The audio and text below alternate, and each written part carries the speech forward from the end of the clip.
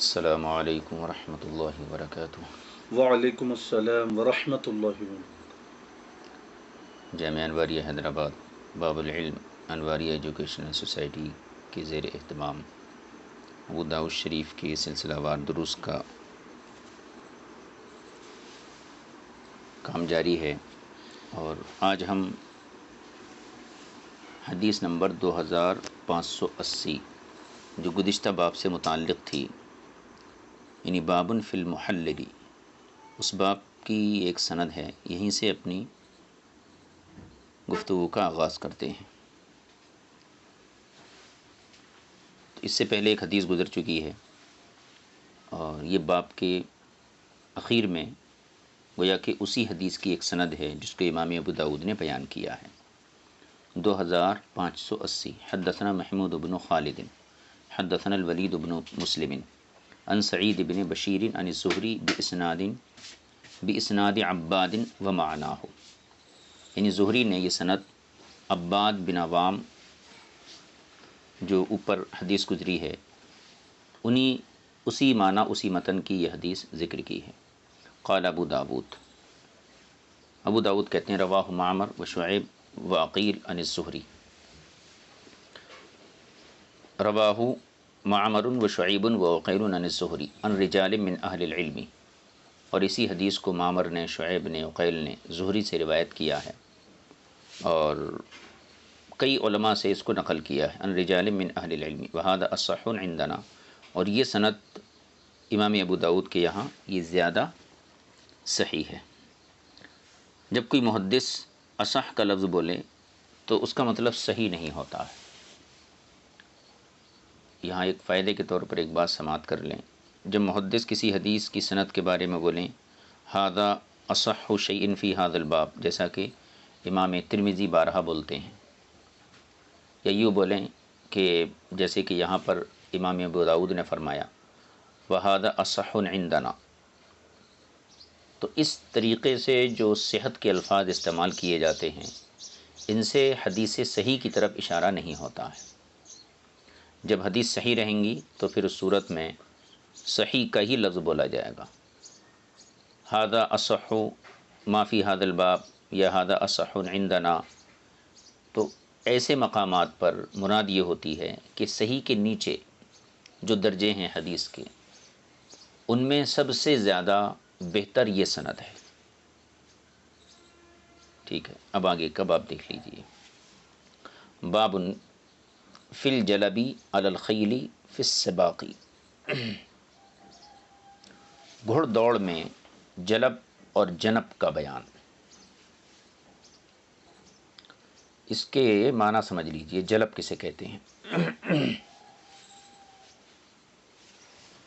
کوئی شخص اپنے گھوڑے کے ساتھ کسی اور شخص کے گھوڑے کو بھی دوڑائے، جو اس کے گھوڑے کو ڈانٹتا جائے، اور مقصد اس سے یہ ہو کہ اس کا گھوڑا آگے بڑھ کر جیت جائے، تو اس کام کو، اس عمل کو جنب کہتے ہیں، جلب۔ اور جنب یہ ہے کہ دوڑ کے دوران انسان اپنے گھوڑے کے پہلو بہ پہلو ایک اور گھوڑا رکھے، تاکہ جب یہ دیکھے کہ پہلا والا گھوڑا تھک گیا تو جلدی سے دوسرا جو تازہ دم گھوڑا ہے اس پر سوار ہو کر جو ہے مقابلہ جیتنے کی کوشش کرے۔ یہ دونوں صورتیں جو ہیں یہ ممنوع ہیں۔ اب حدیث پاک کو دیکھیے،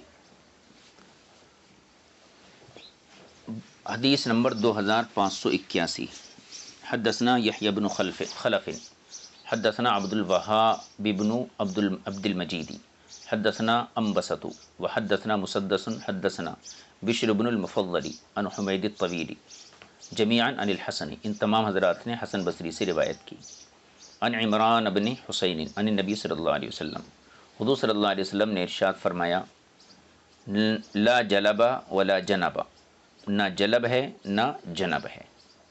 زیادہ یحییٰ فی حدیثہ فی الرہان، البتہ یحییٰ نے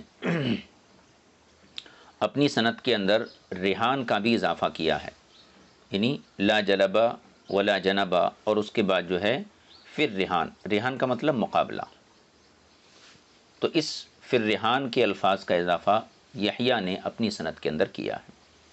حدیث نمبر 2582، حدثنا ابن المثنى حدثنا عبد الاعلی عن سعید عن قتادہ عن الجلبی والجنبی فی الرہانی۔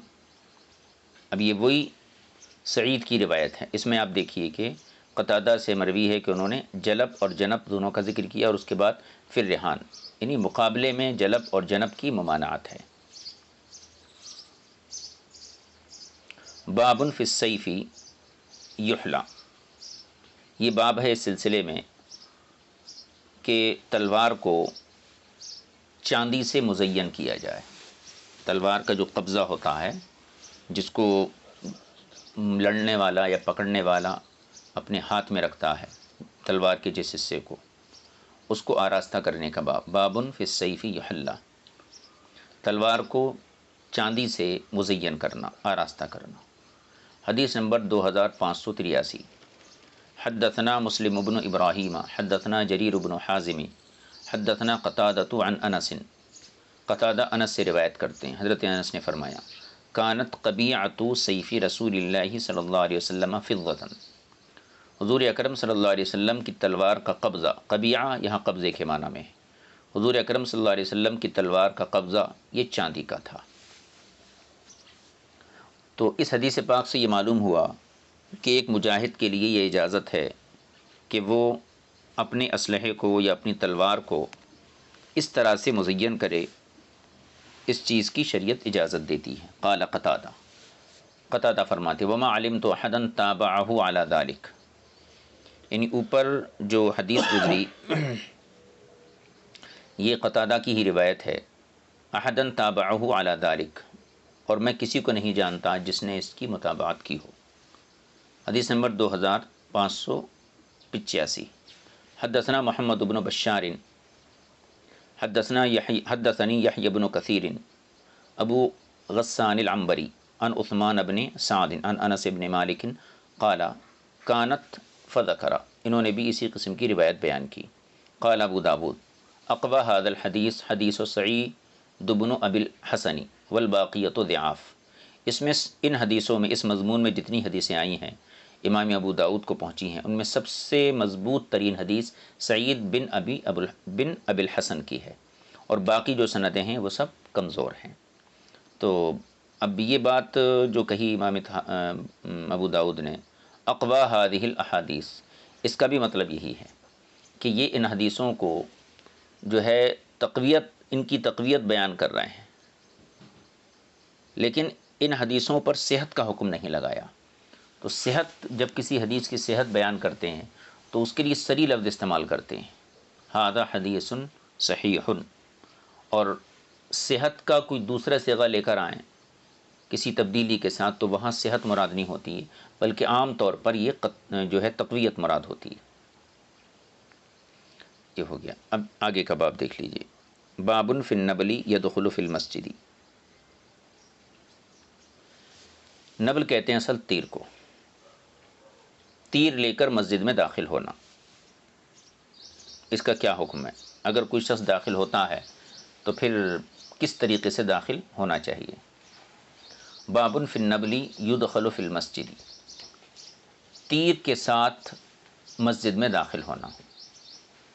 حدیث نمبر 2586، حدثنا، موجودہ زمانے کے لحاظ سے تیر بولے تو اب ہتھیار، امونیشن بولتے ہیں نا، اس کو کیا بولیں گے؟ اب تو اس زمانے میں تو تیر نہیں ہے۔ ہاں، تو اس میں ذرا دوسرا مضمون ہے، باب سے مضمون کی کسی ایک جملے کی مطابقت ہوتی ہے۔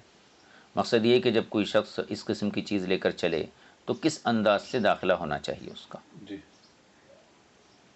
ایک ہے ہتھیار لے کر مسجد میں داخل ہونا، یہ بالکل الگ چیز ہے، جی، اس کی تو اجازت ہے، اس میں کوئی شک نہیں ہے، لیکن اس کو کیسے پکڑنا ہے اس چیز کی وضاحت اس باب میں ہے۔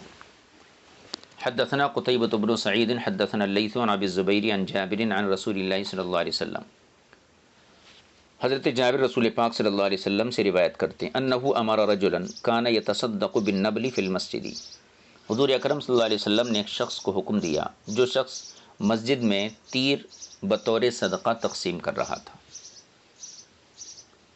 کیا حکم دیا؟ اللہ یمر بہا الا وہو آخذ بنصولہا، کہ وہ کسی کے پاس سے نہ گزرے وہ تیر لے کر مگر یہ کہ اس کے پھل کو پکڑ کے رکھے۔ مطلب یہ ہے مسجد میں بہت سے افراد ہوتے ہیں، تو جب وہ مسجد میں داخل ہو تیر لے کر، تو تیر کا جو اوپر کا حصہ ہوتا ہے جو لوہے کا ہوتا ہے، تو وہ پھل بولتے ہیں اس کو، نصول، اس کو اپنے ہاتھ میں پکڑے، اور اس کی حکمت یہ ہے کہ تاکہ کسی شخص کو تیر لگ جائے اور وہ زخمی نہ ہو جائے۔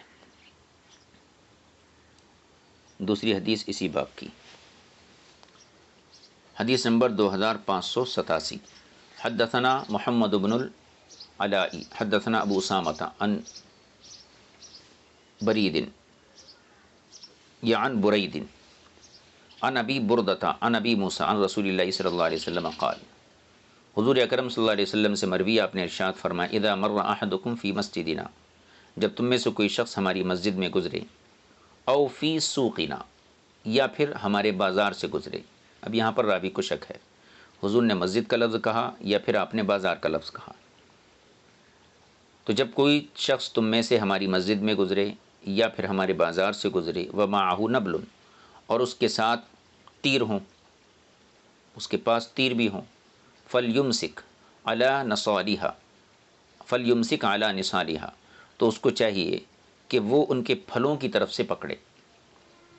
او قال، یا پھر حضور نے یہ فرمایا، فلیقبض کفتن، یا پھر جو ہے اس کو اپنی مٹھی میں پکڑے رہے۔ فلیقبض کفہ، اپنی مٹھی سے، کف کہتے ہیں اصل ہتھیلی کو، لیکن یہاں پر یہ استعمال ہوا ہے مٹھی کے لیے۔ فلیقبض کفہ، یا پھر یہ ہے کہ وہ اپنی مٹھی میں پکڑ لے۔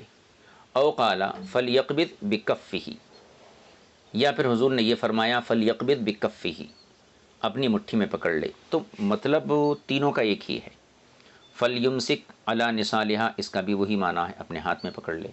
فلیقبض کفہ، اپنی مٹھی میں پکڑ لے۔ او قال فلیقبض بکفہ، اس کا بھی وہی مطلب ہے، یعنی جب مسجد میں یا بازار میں وہ داخل ہو اور لوگوں کے پاس سے اس کا گزر ہوتا ہو اور اس کے پاس تیر ہوں، تو اس کو چاہیے کہ تیروں کا جو پھل ہے وہ اپنی مٹھی میں پکڑ لے۔ کیوں؟ ان تصیب احدا من المسلمین، کہیں ایسا نہ ہو کہ کسی مسلمان کو وہ تیر لگ جائے۔ باب نمبر 73، باب فی النہی ان یتعاطی السیف مسلولا۔ اب ان حدیثوں میں آپ غور کیجئے کہ رسول پاک صلی اللہ علیہ وسلم نے زندگی کی چھوٹی سے چھوٹی چیز کے بارے میں بھی اپنی امت کی رہنمائی فرمائی ہے۔ مشرکین مکہ صحابہ اکرام کو تانا دیتے تھے کہ آپ کے جو نبی ہیں وہ ایسی چھوٹی چھوٹی باتیں بتاتے ہیں، تو صحابہ نے ان کے جواب میں کہا تھا کہ ہمارے نبی ہمیں جو ہے ایک ایک بات بیان کرتے ہیں، حتیٰ کہ راستے میں تھوکنے کا طریقہ کیا ہے یہ بھی ہمیں بیان کرتے ہیں، یہ بھی بتاتے ہیں، استنجے کا طریقہ کیا ہے یہ بھی ہمیں بتایا جاتا ہے۔ تو گویا کہ یہ پوری مکمل شریعت ہے، اور اس میں کوئی ایسا مرحلہ نہیں، کوئی ایسا پہلو نہیں انسانی زندگی کا جس میں رسول پاک صلی اللہ علیہ وسلم کی طرف سے ہدایات اور احکام موجود نہ ہو۔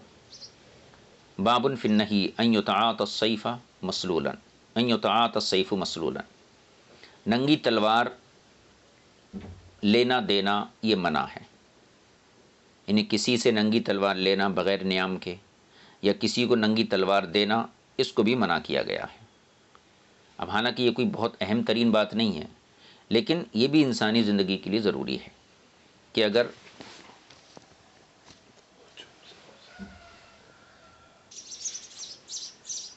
تو چھوٹی چھوٹی چیزیں بھی رسول پاک صلی اللہ علیہ وسلم نے بیان فرمائی ہیں، انہی میں سے یہ ہے کہ تلوار جو ہے ننگی تلوار نہ دینا چاہیے کسی کو، نہ لینا چاہیے۔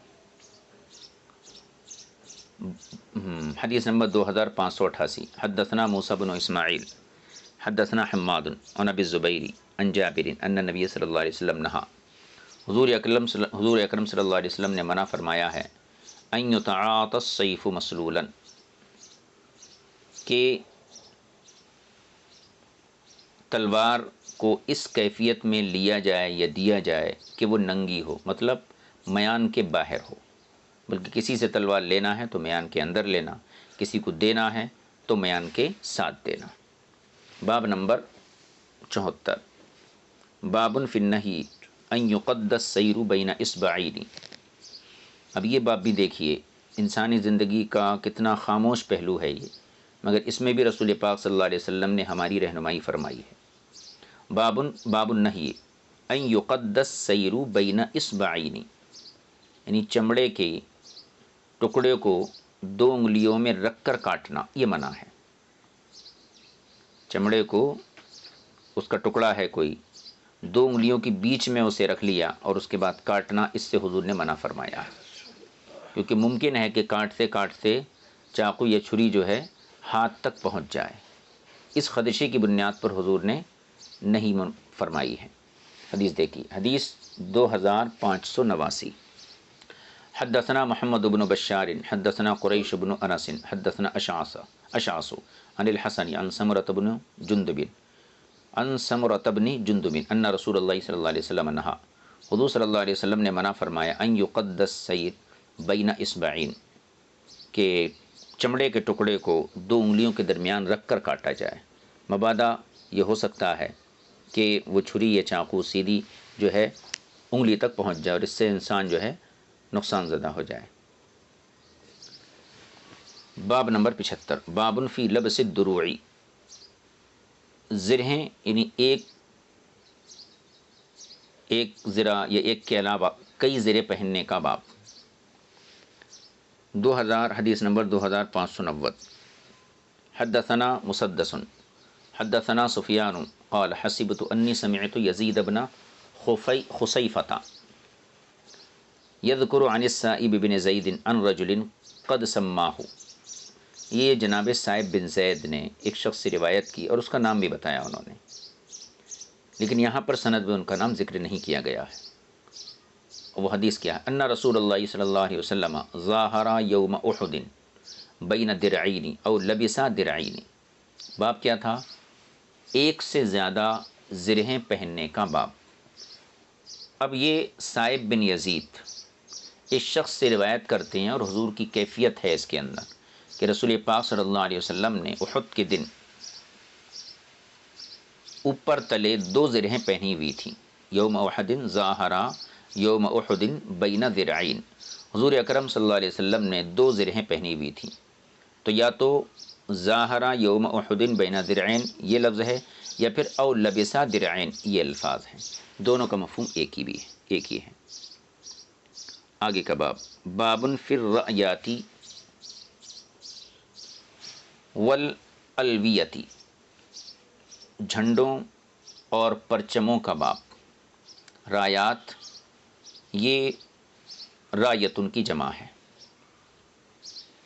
اور الویہ یہ لواءن کی جمع ہے، لواء کہتے ہیں جھنڈے کو، ایسی رایتن جھنڈے اور پرچم کے معنی میں آتا ہے۔ تو جھنڈے اور پرچموں کا باب۔ حدیث دیکھیے، حدیث نمبر 2591۔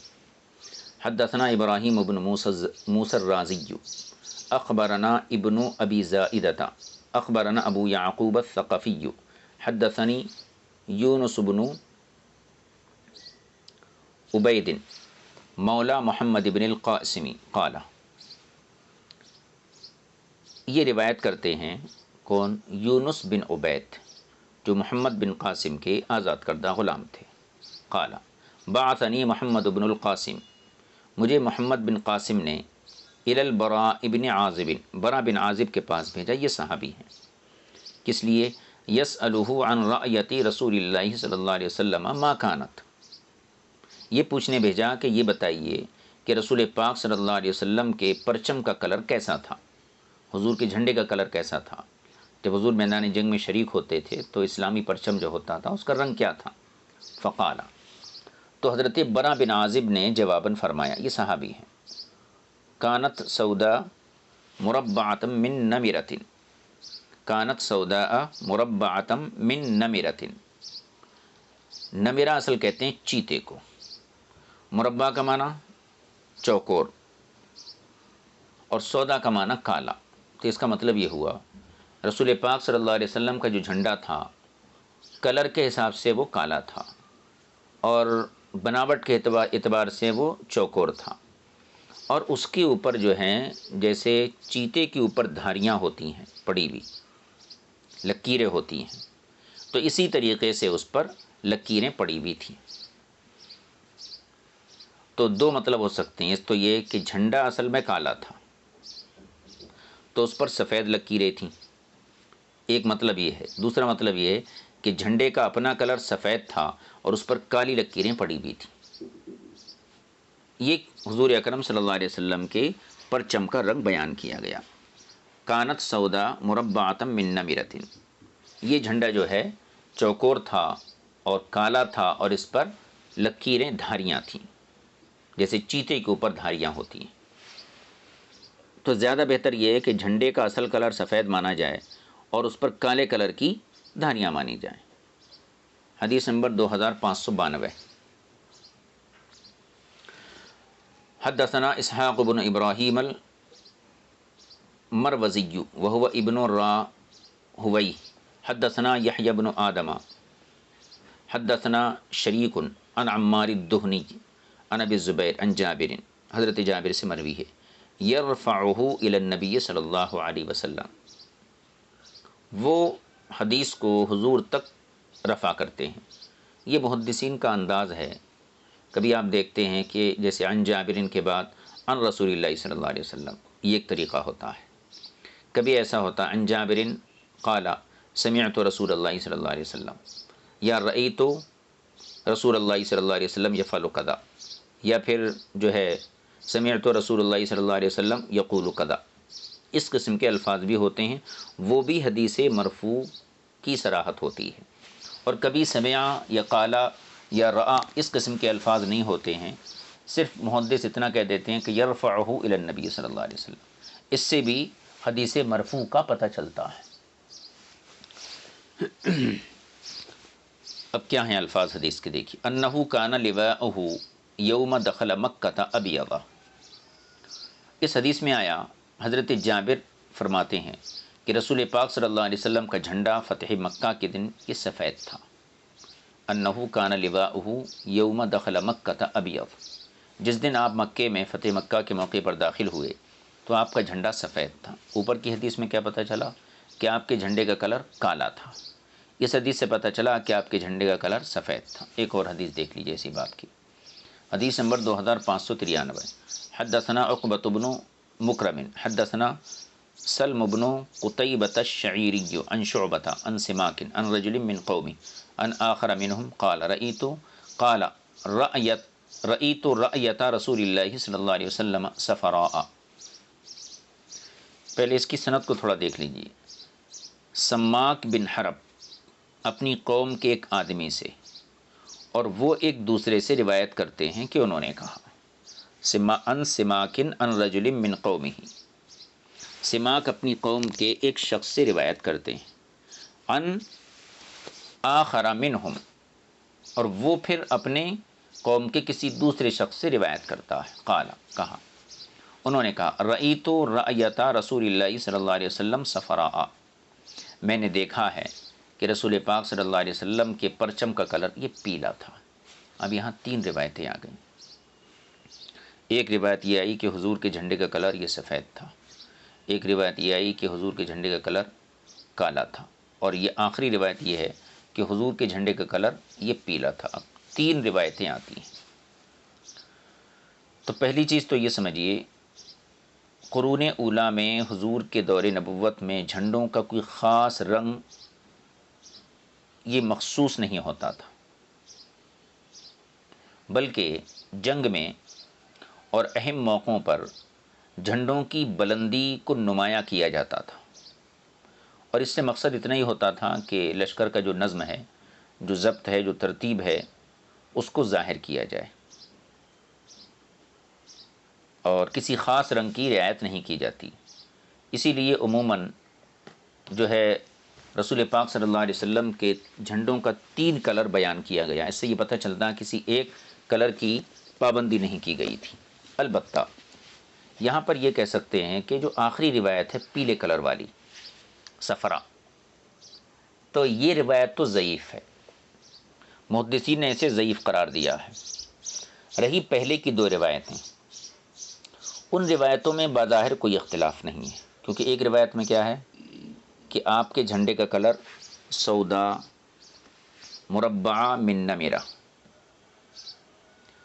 یعنی آپ کے جھنڈے کا کلر کالا تھا، سفید دھاریاں تھیں، ایک مطلب تو یہ ہے۔ دوسری حدیث میں یہ تھا کہ آپ کے جھنڈے کا کلر جو ہے یہ سفید تھا۔ تیسری والی حدیث میں پیلا تھا، تو پیلا جس میں تذکرہ ہے وہ حدیث ضعیف ہے، اس کو آپ چھوڑ دیجئے۔ ان دو حدیثوں کو دیکھیں گے تو آپ مطابقت بھی کر سکتے ہیں۔ جس میں یہ کہا گیا کالا تھا تو اس میں یہ بھی کہا گیا ہے کہ سفید دھاریاں تھیں، اور نیچے کی حدیث میں کہا گیا آپ کا جھنڈا سفید تھا۔ ان دونوں حدیثوں میں تطبیق کی صورت میں ہوں گی کہ کانت سودا مربع من نمیرہ، اس کے دو معنی لیے جا سکتے ہیں۔ ایک معنی تو یہ ہے کہ جھنڈے کا اپنا کلر سفید تھا لیکن اس پر کالی دھاریاں تھیں، تو اگر کوئی کپڑا ہو جس کا اصل کلر سفید ہو، وائٹ ہو، اس پر آپ کالی لکیریں، کالی دھاریاں ہوں، تو آپ اس کو کالا کپڑا نہیں کرتے ہیں بلکہ سفید کپڑا ہی کہتے ہیں۔ تو اس طریقے سے دیکھا جائے تو پتہ یہ چلتا ہے کہ حضور کے جھنڈے کا کلر سفید تھا، لیکن حضور صلی اللہ علیہ وسلم سے جو کلر منسوب کیا گیا اس میں سودا کلر استعمال کیا گیا کہ حضور کے جھنڈے کا کلر سودا تھا۔ تو اس سے یہ معلوم ہوتا ہے کہ اصل کپڑا جو کلر تھا اس کا کالا تھا، لیکن اس پر دھاریاں یہ سفید تھیں، دھاریاں سفید تھیں۔ اور نیچے کی حدیث میں جو ہے یہی آیا کہ حضور کے جھنڈے کا کلر سفید تھا۔ تو زیادہ بہتر طریقہ اور زیادہ راجح یہ سمجھ میں آتا ہے کہ حضور کے اپنے جھنڈے کا کلر کالا ہوتا تھا اور اس پر سفید دھاریاں ہوتی تھیں، اور اس کی تائید اور ایک روایت سے بھی ہوتی ہے۔ قرب قیامت کی جو علامتیں حضور بیان فرمائے ہیں، اور حضرت امام مہدی رضی اللہ تعالیٰ عنہ کے خروج کے حوالے سے، آپ کے ظہور کے حوالے سے جو آپ نے ارشادات فرمائے ہیں، ان میں ایک حدیث یہ بھی آتی ہے اس مضمون کی کہ مشرق سے کچھ لشکر نکلیں گے جو حضرت امام مہدی رضی اللہ تعالیٰ عنہ کی تائید کریں گے، اور ان کے جھنڈوں کے بارے میں حضور نے فرمایا ہے رایات السود، یعنی ان کے جو جنگی پرچم ہوں گے وہ کالے ہوں گے۔ تو اس حدیث سے یہ سمجھ میں آتا ہے کہ ہو سکتا ہے حضور کا اپنا پرچم بھی کالا ہو اور اس پر سفید دھاریاں ہوں، چونکہ قرب قیامت جو حضرت امام مہدی رضی اللہ تعالیٰ نے اس دین کو دنیا پر غالب کریں گے، اور اللہ تعالیٰ ان کے ذریعے دین اسلام کو اس زمین پر غالب فرمائے گا، تو ان کے ساتھ جو لشکر مسلمانوں کا شریک ہوگا تو ان کے پرچم کا کلر بھی سیاہ ہوگا۔ تو اس سے یہ سمجھ میں آتا ہے کہ ممکن ہے کہ یہاں پر حضور صلی اللہ علیہ وسلم کے جھنڈے کا کلر یہ سیاہ ہو۔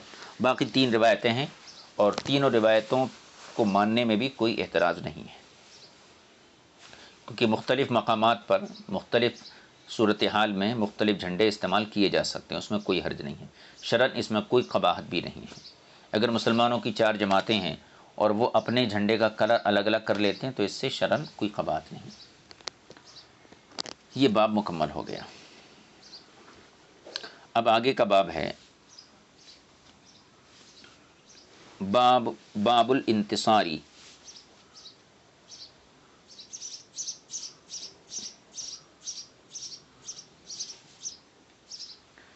باب نمبر 77، باب الانتصاری برذل الخیل والضعفۃ۔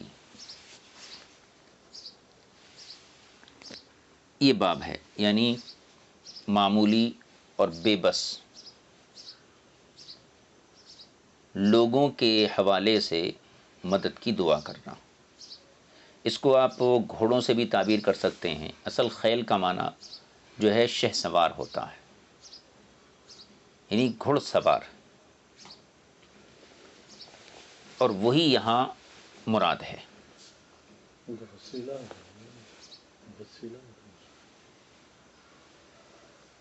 جو ہے معمولی قسم کے اور بے بس لوگ بھی یہاں مراد ہو سکتے ہیں، اور یہ بھی مراد ہو سکتا ہے کہ یہاں پر گھوڑے طاقتور اور کمزور دونوں قسم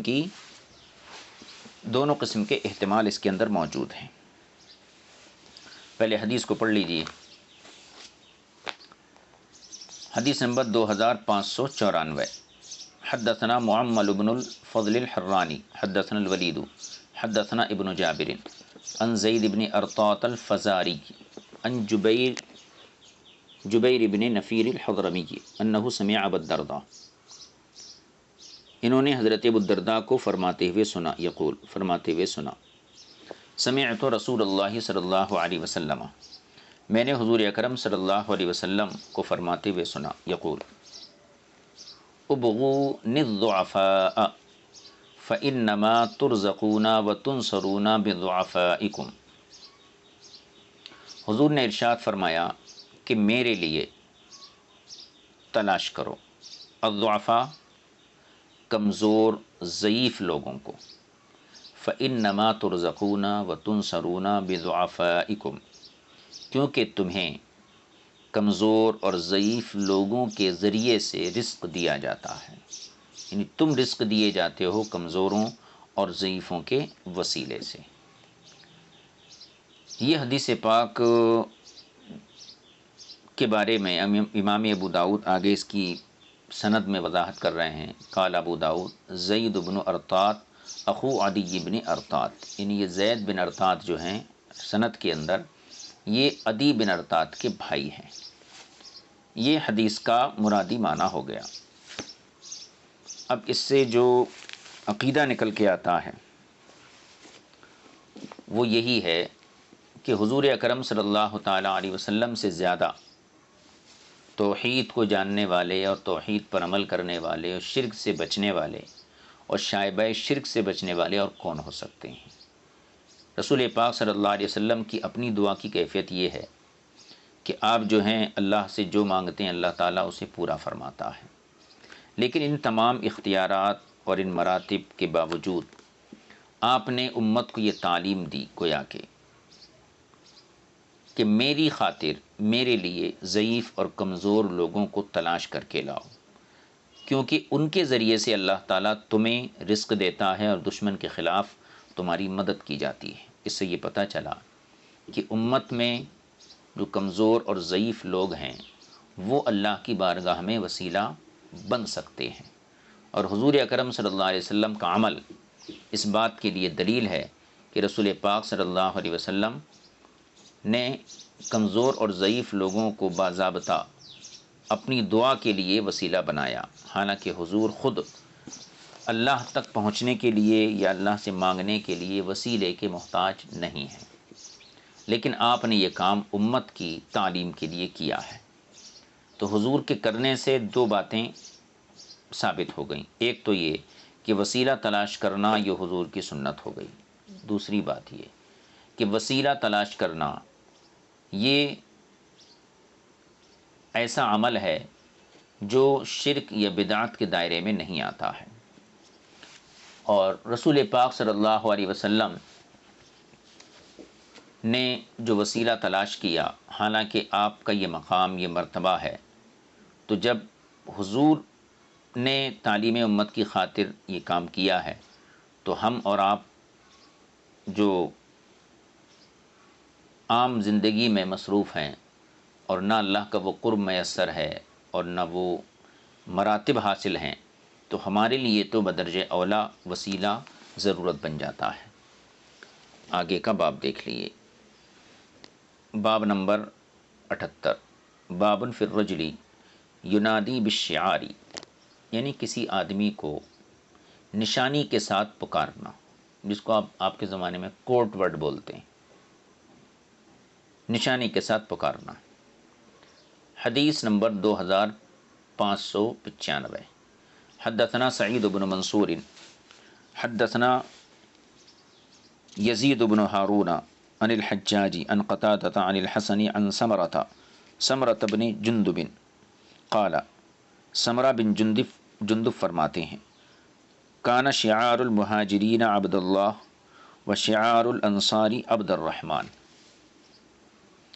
حضرت سمرہ بن جندب کہتے ہیں کہ مہاجرین کا شعار عبداللہ تھا اور انصار کا شعار عبد الرحمن تھا۔ مطلب یہ ہے کہ ایک جنگ میں مہاجرین نے علامت یہ مقرر کی تھی کہ جب وہ کسی مسلمان کو جو ہے خطاب کرتے تو پھر عبداللہ کہتے، اس کا اپنا نام نہیں لیتے، اور انصار نے یہ علامت مقرر کی تھی کہ وہ عبد الرحمن کہتے تھے۔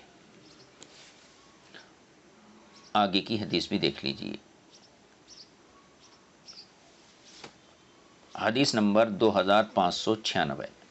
حدثنا حناد عن ابن المبارک عن عکرمۃ بن عمار عن ایاس بن سلمۃ عن ابیہ قال، ایاس بن سلمہ اپنے والد سے روایت کرتے ہیں، انہوں نے فرمایا غزونا مع ابی بکر رضی اللہ تعالی عنہ فی زمن النبی صلی اللہ علیہ وسلم فکان شعارنا امیت امیت، امت امت ہونا چاہیے۔ ہم صدیق اکبر رضی اللہ تعالیٰ عنہ کے ساتھ ایک غزوے میں شریک ہوئے حضور صلی اللہ علیہ وسلم کے زمانے میں۔ فکان شعارنا، تو ہمارا شعار میدان جنگ میں یہ تھا امت امت، یعنی مارو مارو، یعنی اس میں کفار کی ہزیمت اور مسلمانوں کی کامیابی کا تفاعل تھا۔ یہ شعار تھا اہل ایمان کا، یعنی میدان جنگ میں جب کوئی شخص امت امت کہتا ہو تو یہ سمجھ لیا جاتا تھا کہ یہ شخص مسلمان ہے۔ حدیث نمبر 2597۔ حدثنا محمد بن کثیر اخبرنا سفیان عن ابی اسحاق عن المحلب بن ابی صفرۃ قال اخبرنی من سمع النبی صلی اللہ علیہ وسلم۔ محلب بن ابی صفرہ کہتے ہیں کہ مجھے خبر دی اس شخص نے جس نے حضور اکرم صلی اللہ علیہ وسلم سے سنا تھا۔ کیا خبر دی؟ یقول، رسول کریم صلی اللہ علیہ وسلم کو یہ فرماتے ہوئے سنا تھا، ان بیتم فلیکن شعارکم حامیم لا ینصرون۔ ان بیتم، اگر تم پر رات کے وقت حملہ ہو جائے، فلیکن شعارکم، تو تمہارا شعار یہ ہونا چاہیے، کیا؟ حامیم لا ینصرون۔ ان حدیثوں کو ہم نے پڑھا، یہ 3-4 حدیثیں تھیں۔ ایک حدیث میں، پہلی حدیث میں یہ بتایا گیا کہ ایک جنگ میں مہاجرین کا جو شعار تھا عبداللہ تھا، اور انصار کا شعار یہ عبد الرحمن تھا۔ دوسری حدیث میں بتایا گیا کہ صدیق اکبر ایک غزوے میں تھے اور وہاں پر مسلمانوں کا جو شعار تھا امت امت تھا۔ اور تیسری حدیث میں دراصل شبخون جو مارا جاتا ہے، کسی لشکر پر رات کی تاریکی میں جو حملہ کیا جاتا ہے اس کو جو ہے شبخون مارنا کہتے ہیں۔ تو اس حدیث میں شعار یہ بتایا گیا حامیم لا ینصرون۔ اس شعار یا علامت یا کوڈ ورڈ کا مقصد کیا ہے؟ دیکھیے، اگر رات میں حملہ ہو گیا تو یہ پہچاننا مشکل ہوتا ہے کہ کون اپنے لشکر کا آدمی ہے، کون دشمن کے لشکر کا آدمی ہے۔ ایسی صورت میں ایک شعار مقرر کر لیا گیا کہ حامیم لا ینصرون کہہ کر حملہ کرو، تو اس سے پتہ چل جائے گا کہ آپ کون ہیں۔ دوسری چیز یہ، میدان جنگ میں پہلے کے زمانے میں جو جنگیں ہوتی تھیں تو وہاں پر جو دشمن تھا اس کی بھی داڑھی رہتی تھی، مسلمانوں کو بھی داڑھی رہتی تھی، تو چہرے کی شباہت کے اعتبار سے عموماً جو ہے خاص طور پہ جو مشرکین مکہ تھے یا عرب کی حدود میں جو جنگیں ہوتی تھیں ان میں لباس یا پھر وضع قطع دونوں کی ایک ہی رہتی تھی۔ میدان جنگ کا جب گھمسان ہو اور دونوں لشکر گتھم گتھا ہوں تو اس میں بعض حضرات ایسے ہوتے زرہ پہن کے رہتے تھے، تو ان کا پہچاننا یہ مشکل ہوتا تھا۔ اس لیے ایک علامت مقرر کی گئی کہ جو مسلمان ہے وہ یہ نعرہ لگائے گا امت امت۔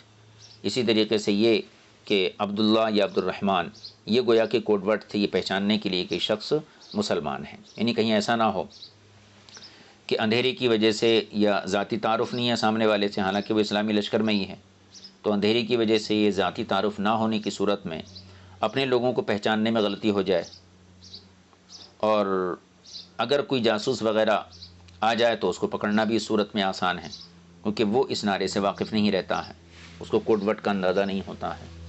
تو یہ مختلف مقامات پر مختلف جنگوں میں مسلمانوں نے مختلف شعار اختیار کیے ہیں۔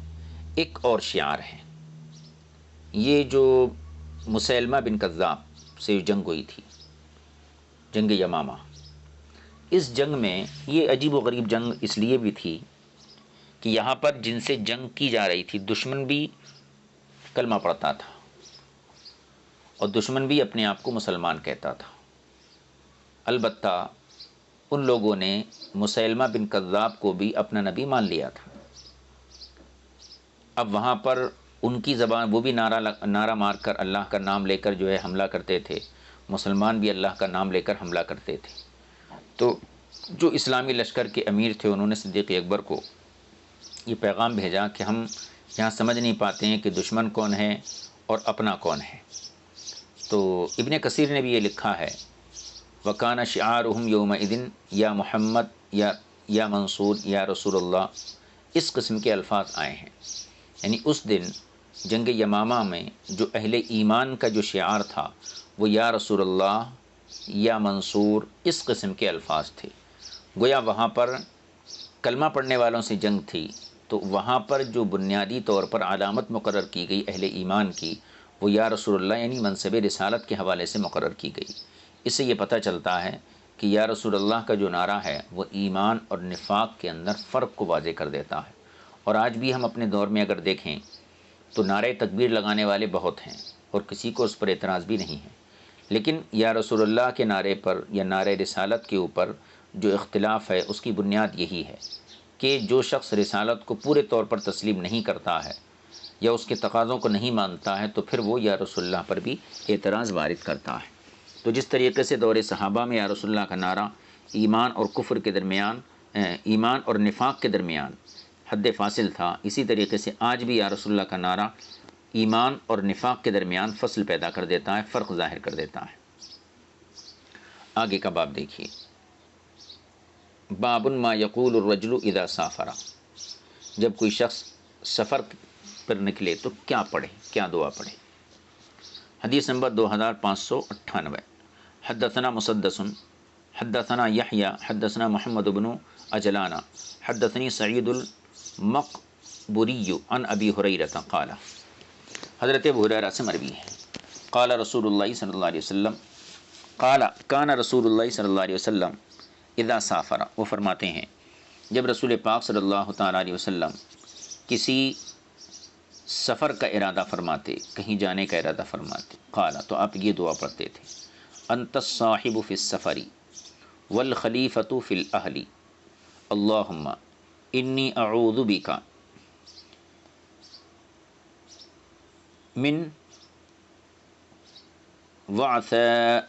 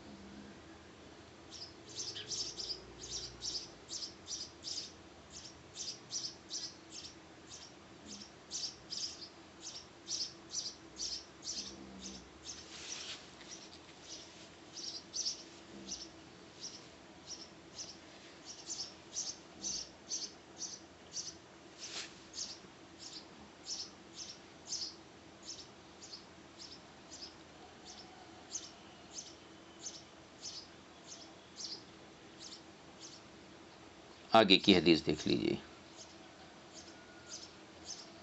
باب نمبر 80، باب فی الدعاء عند الوداع، یعنی سفر میں جانے والے کو رخصت کرتے وقت کیا دعا پڑھنا چاہیے۔ حدیث نمبر 2600، حدثنا مسدس حدثنا عبد اللہ بن داود عن عبد العزیز بن عمر عن اسماعیل بن جریر عن قزعة قال قال لی یا ابن عمر حلم، قزعہ بیان کرتے ہیں کہ قال لی ابن عمر، مجھ سے عبداللہ بن عمر نے کہا آؤ، حلم آؤ، اودعک، میں تمہیں رخصت کرتا ہوں، اس طرح کما ودعنی رسول اللہ صلی اللہ علیہ وسلم، جیسے کہ حضور اکرم صلی اللہ علیہ وسلم نے مجھے رخصت کیا تھا۔ کیسے؟ حضور نے ارشاد فرمایا تھا استودع اللہ دینک و امانتک و خواتیم عملک، یعنی حضور نے مجھے رخصت کرتے وقت یہ کلمات ارشاد فرمائے تھے، میں تمہارے دین، تمہاری امانت اور تمہارے عمل کو اللہ کے سپرد کرتا ہوں۔ اسی طریقے سے حضرت قزعہ کو ابن عمر نے رخصت کیا اور رخصت کرتے وقت یہ کلمات تعلیم بھی فرمائے اور حضور اکرم صلی اللہ علیہ وسلم کے انداز میں ان کو رخصت کیا۔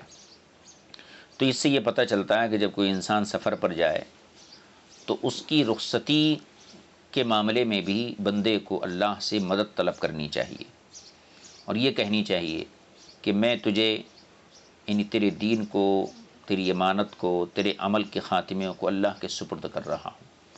تو ممکن ہے اللہ تبارک و تعالیٰ اس دعا کی برکت سے اس کے سفر کو آسان رکھے، دوران سفر دین کی حفاظت کرے اور اس کے اعمال کو بھی جو ہے استقامت عطا فرمائے۔ آگے کی حدیث نمبر 2601، باب ما یقول الرجل اذا رکب۔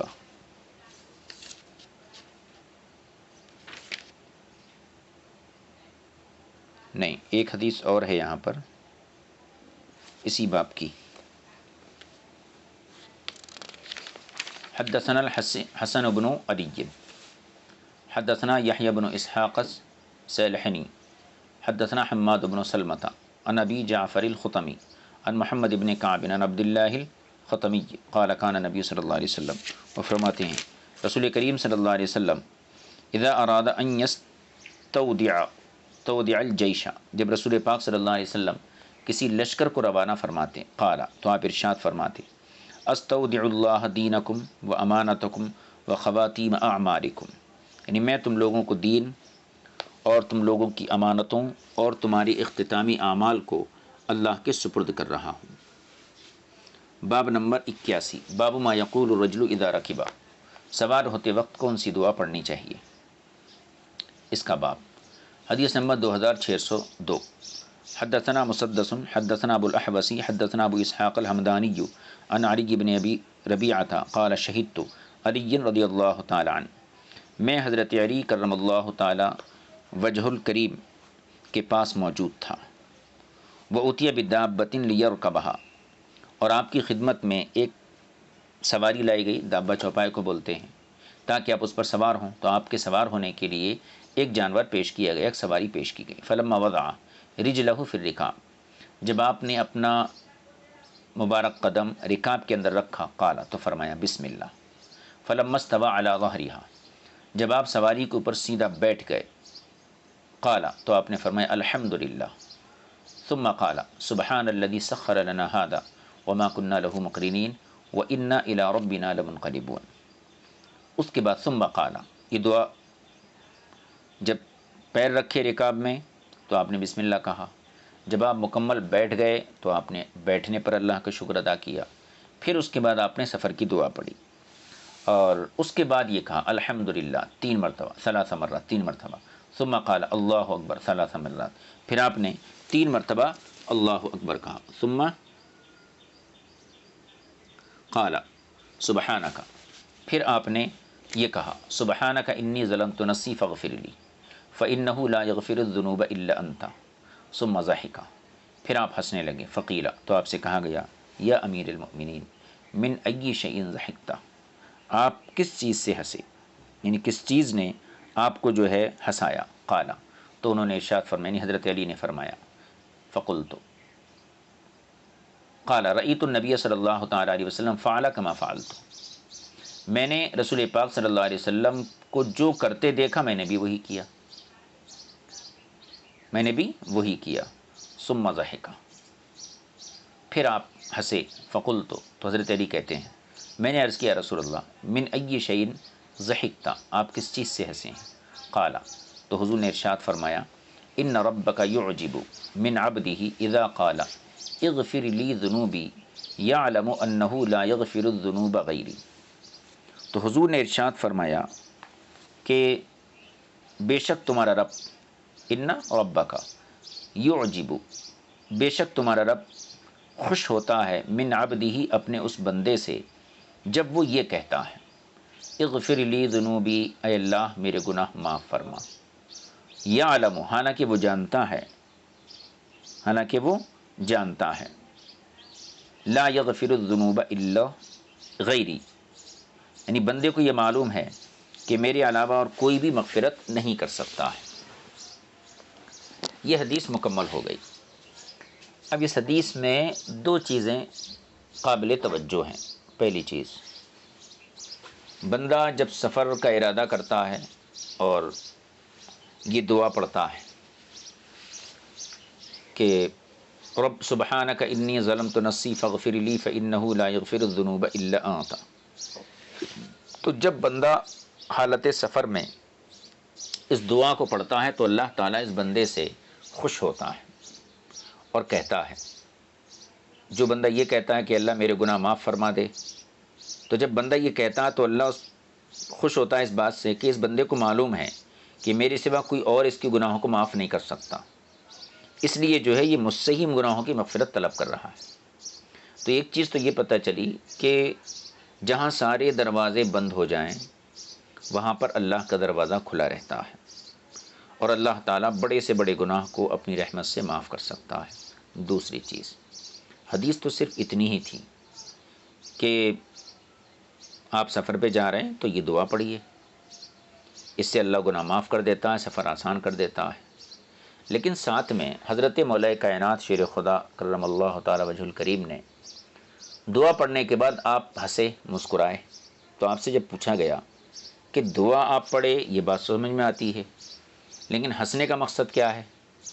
تو پھر حضرت مولا کائنات نے فرمایا کہ جیسا میں حضور کو ہنستے ہوئے دیکھا تھا میں بھی ویسے ہی ہنسا۔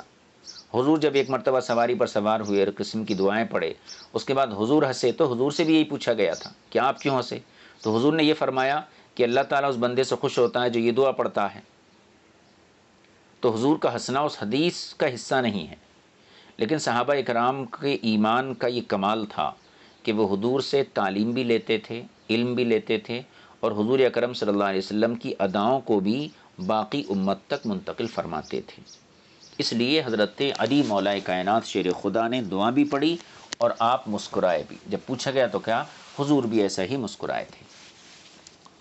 یہ باب مکمل ہو گیا۔ باب ما یقول الرجل اذا نزل المنزلہ، جب کوئی شخص کسی منزل میں اترے تو کیا کہے، کیا پڑھے۔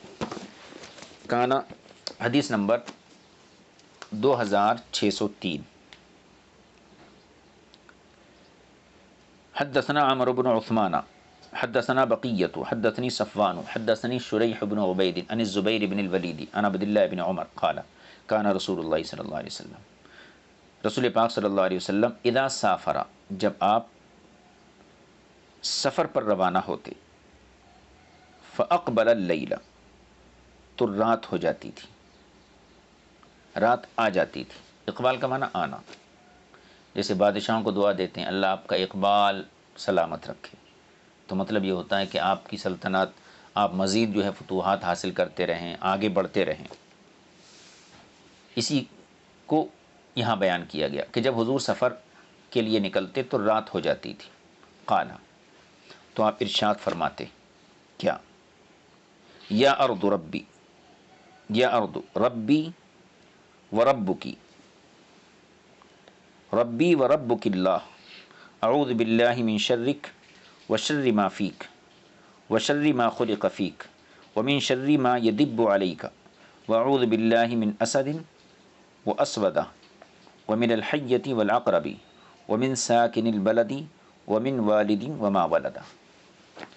جب آپ سفر کا آغاز کرتے اور رات آ جاتی تھی تو آپ یہ کلمات ارشاد فرماتے تھے، یا اردو، اے زمین، ربی و ربک اللہ، تیرا اور میرا رب اللہ ہے، اعوذ باللہ من شرک، میں تیرے شر سے اللہ کی پناہ طلب کرتا ہوں، و شر ما فیک، اور جو تیرے اندر شر ہے اس سے بھی اللہ کی پناہ مانگتا ہوں، و شر ما خلق فیک، اور جو شر تیرے اندر پیدا کیا گیا ہے اس سے بھی میں پناہ مانگتا ہوں، و من شر ما یدب علیک، یا پھر ما یدب علیک، اور جو تیرے اوپر چوپائے چلتے ہیں ان کے شر سے بھی میں پناہ مانگتا ہوں۔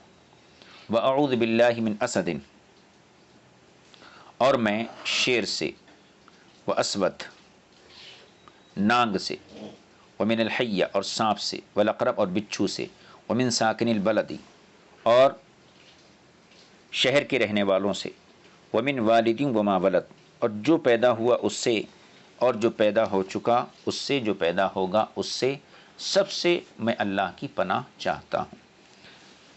یہ رسول پاک صلی اللہ علیہ وسلم کی ایک دعا تھی جو آپ رات کے سفر میں کیا کرتے تھے، لیکن عموماً یہ دیکھا جاتا ہے کہ حضور کا جو سفر ہوتا تھا وہ رات میں ہی شروع ہوتا تھا، اور حضور نے یہی ترغیب دی اپنی امت کو کہ سفر رات میں کرو، کیونکہ اللہ کے فرشتے زمین کو سمیٹ دیتے ہیں، لپیٹ دیتے ہیں۔ رات میں سفر میں آسانی بھی ہوتی ہے اور مسافت سمیٹ دی جاتی ہے۔ اور مختلف اوقات میں آپ نے کچھ مخصوص دعائیں ارشاد فرمائی ہیں جو ہے، ان کو بھی پڑھنے میں کوئی حرج نہیں ہے، پڑھیں گے تو یقیناً اس کی برکت بھی رہیں گی اور اس کا ثواب بھی رہیں گا۔ باب نمبر 83، بابن فی کراہیت السیر فی اول اللیل، رات کے ابتدائی حصے میں سفر کا ناپسند ہونا۔ حدیث نمبر 2604، حدثنا احمد بن شعیب الحرانی حدثنا زہیر حدثنا ابو الزبیر عن جابر قال قال رسول اللہ صلی اللہ علیہ وسلم، حضور اکرم صلی اللہ علیہ وسلم نے ارشاد فرمایا، لا ترسلوا فواشیکم اذا غابت الشمس حتی تذهب فحمۃ العشاء، یعنی تم سورج غروب ہونے کے بعد اپنے جانوروں کو کھلا مت چھوڑو، حتیٰ یہاں تک کہ اچھی طرح اندھیرا ہو جائے۔ فإن الشیاطین، کیونکہ شیاطین، تعیث اذا غابت الشمس حتیٰ تذهب فحمۃ العشاء، کیونکہ جب سورج ڈوب جاتا ہے تو شیاطین خرابیاں پیدا کرتے ہیں۔ فإن الشیاطین تعیث اذا غابت الشمس، کیونکہ شیاطین یہ خرابی پیدا کرتے ہیں جب سورج ڈوب جاتا ہے۔ حتیٰ تذهب فحمۃ العشاء، یہاں تک کہ جب اچھی طرح اندھیرا ہو جائے تو اب وہ باز آ جاتے ہیں۔ قال ابو داود، امام ابو داود فرماتے ہیں کہ الفواشی ما یفشو من کل شیء، فواشی کا لفظ آیا جو ہے اس سے مراد ہر وہ چیز ہے جو زمین پر جو ہے پھیل جاتی ہے۔ تو وہاں پر حدیث میں یہ لفظ آیا تھا، اس کی امام ابو داود نے یہاں پر وضاحت فرما دی۔ اس کے بعد دوسرے باب کے اندر یہ ہے کہ کون سے دن سفر کرنا مستحب ہے اور دن کا انتخاب کرنے کے سلسلے میں کیا ہدایات ہیں، اس کو آگے ابواب میں ذکر کیا جائے گا، اور انشاءاللہ تعالی وہ مضمون کو جو ہے ہم آئندہ درس میں شریک کریں گے، اور اس کا جو باب ہے وہ 87 ہے، وہ حدیث نمبر جو ہے 2605 ہے۔